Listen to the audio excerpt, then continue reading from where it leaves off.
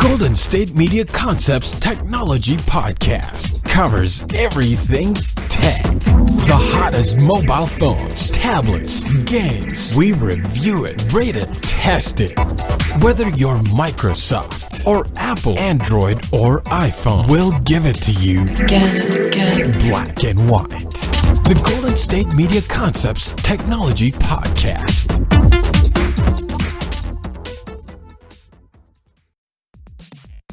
Welcome to the Golden State Media Concepts Technology Podcast. This is a special episode. Today we are going to be talking about cybernetics and a camera that takes you back in time.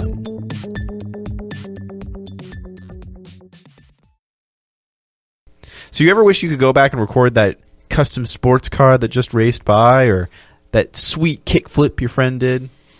Not really, especially the kickflip. So this is a wearable camera that lets you go back in time, so to speak, to record fleeting moments. So what this is it is a 12 megapixel device. It's pocket sized, lightweight. You wear it around your neck, and it records into full HD, So 1080p video. Wait, time out. Go What is ahead. pocket size? Now, pocket size can be as little as a SD card to as big as a Note 7 that's not on fire. Right. So this thing is a little bit bigger than a GoPro. Oh, so hopefully not as thick, but that's not a bad size. No. And with its auto edit mode, so what this thing does is it has an auto edit mode, and it continuously records. And when you tap this little button on the touch screen, it saves the footage from the previous 5 minutes. Now, on that, does it save it to internal memory? Does it download it to your phone? I'm glad you asked. So it records to a micro SD card. So it can accept micro SD cards up to 128 gigabytes of storage space. That's not bad. Now, is that what it actually records the video on as it's doing, or does it use internal memory, then kick it over to storage? I think the way it works is it records the footage probably onto an internal memory or even to this SD card, and then deletes the footage every 5 minutes. I have to say, as much as I think it's funny, it would be interesting to actually use it to see.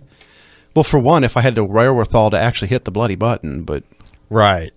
Well, so what it does too is you can also use it to to do a video, like live video, using Wi-Fi.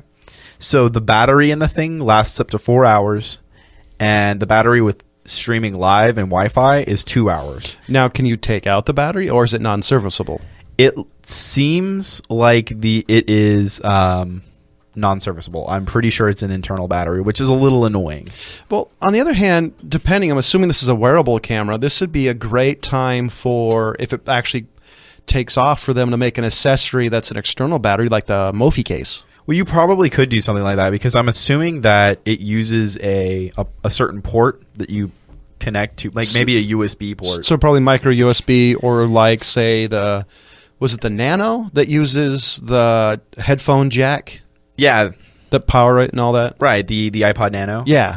And the Shuffle did that too. That's it. Maybe it's the Shuffle I was thinking about. So I'm sure if you created like a special battery pack for it, that you could like almost a dongle battery pack, you could probably essentially clip it on and it would work. Interesting. Now, I know there are camera systems out there that have used that kind of technology before. So apparently the battery only takes an hour and a half to recharge. And so General Streaming Systems started development on, it's called the Perfect Memory Camera in 2015.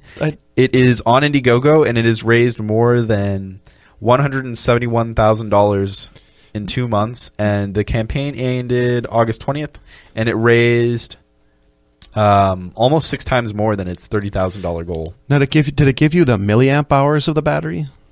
It did not. See, that's what I'm curious of, because most cell phones are roughly between 1,800 and 3,800 milliamp hours. They change So a little bit. So I'm curious to see on that, because one of the things that a lot of people don't know is, say if you buy one of those portable battery packs for your phone, If you buy one that says it's 4,000 milliamp hours and your phone is 3,800, that's one full charge. So I'm just curious to see if you run a portable battery on how much that would actually do. I don't even think they're thinking about that right now, to be honest. Since this thing is just done with production, I have a feeling they are, but it may be a little pie in the sky. It's when this thing takes off. This is what I would like to do if it takes off. Because honestly, I think if you just use a GoPro, you're fine. But I guess if you do miss out on certain moments, I feel like this would be a good system to have in like regular cameras. So that way, if some idiot forgets to hit the record button, you can just go back and get it. I mean, the downside to GoPro is you have to actually have the wherewithal to do it. The other thing with GoPros is the batteries last 40. It's an hour battery, and full HD on most SD cards takes up 40 minutes. Right. So, well, they're getting better. Have you seen the new small one? It's just one button. The Session? Yeah. I've seen it. I haven't used it at all. The only GoPros I have are the older models. Yeah. The negative side about that one is it doesn't have a viewfinder, but I'm pretty sure if I remember correctly, you can pair it up with an app. Yeah, I was gonna say you can view it via the app, which is also kind of convenient. So this thing, if you got around to it, if you actually donated to this, if you did $119, you got the early bird price, which was $119. We'll probably see it being around $200 to about $400 roughly. That wraps up the segment of the show. When we get back, we are going to be talking about some crazy cybernetics. You are not going to want to miss it. Tired of searching the vast jungle of podcasts? Now listen close and hear this out. There's a podcast network that covers just about everything that you've been searching. The Golden State Media Concepts Podcast Network is here. Nothing less than a podcast bliss with endless hours of podcast coverage. From news, sports, music, fashion, cooking, entertainment, fantasy, football, and so much more. So stop lurking around and go straight out to the Golden State Media Concepts Podcast Network. Guaranteed to fill that podcast itch, whatever it may be.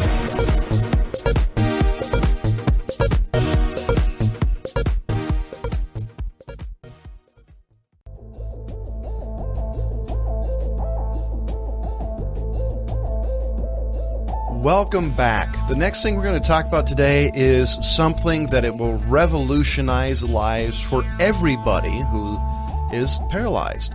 There's a woman in her 50s who suffered a T6 lateral sclerosis, or Lou Gehrig's disease, I guess is the best way to describe it.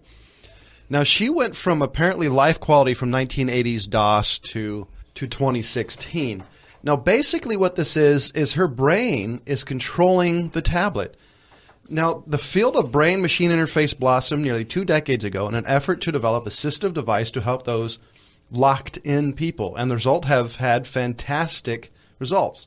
Eye and head tracking devices allowed eye movement to act as output system to control mouse cursors on computer screens. Like, for example, think Stephen Hawking. That's just what he uses to speak with that little computer. Now, see, the benefit about this is this helps people who just don't have the ability to communicate in the right way or can't use technology. And despite the deluge of promising devices, eye tracking remains imprecise and terribly tiring to the user's eyes, since the system requires custom hardware.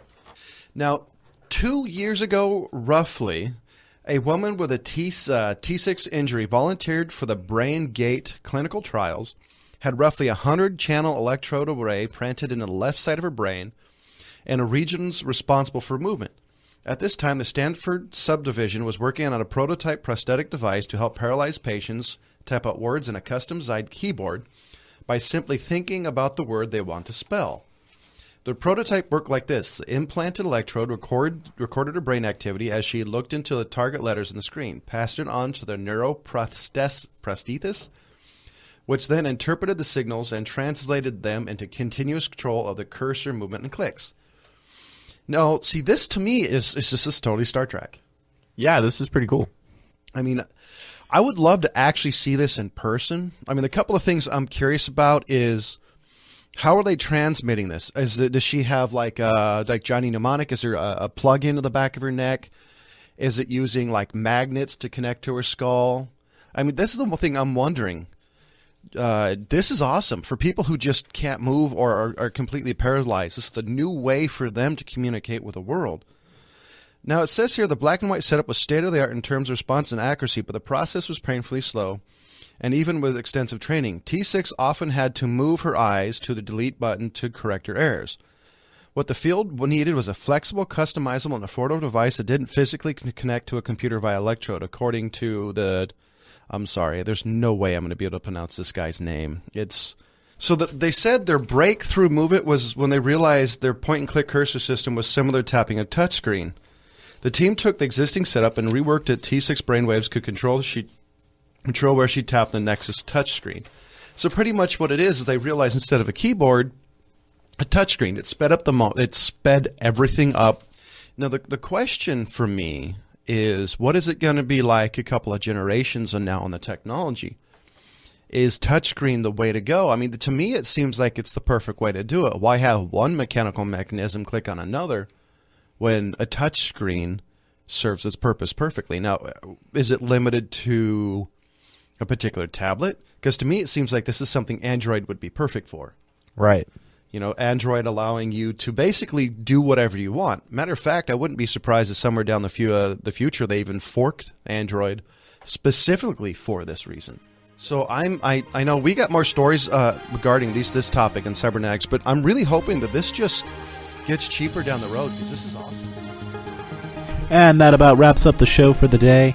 Thank you for listening. You can find us on Facebook, Twitter, SoundCloud, Stitcher, and GSMCpodcast.com. You can also find us on iTunes, so please give us a listen. Thank you for listening. You've been listening to the Golden State Media Concepts Technology Podcast, part of the Golden State Media Concepts Podcast Network. You can find this show and others like it at www.gsmcpodcast.com. Download our podcast on iTunes, Stitcher, SoundCloud, and Google Play. Just type in GSMC to find all the shows from the Golden State Media Concepts Podcast Network, from movies to music, from sports to entertainment, and even weird news. You can also follow us on Twitter and on Facebook. Thank you, and we hope you have enjoyed today's program.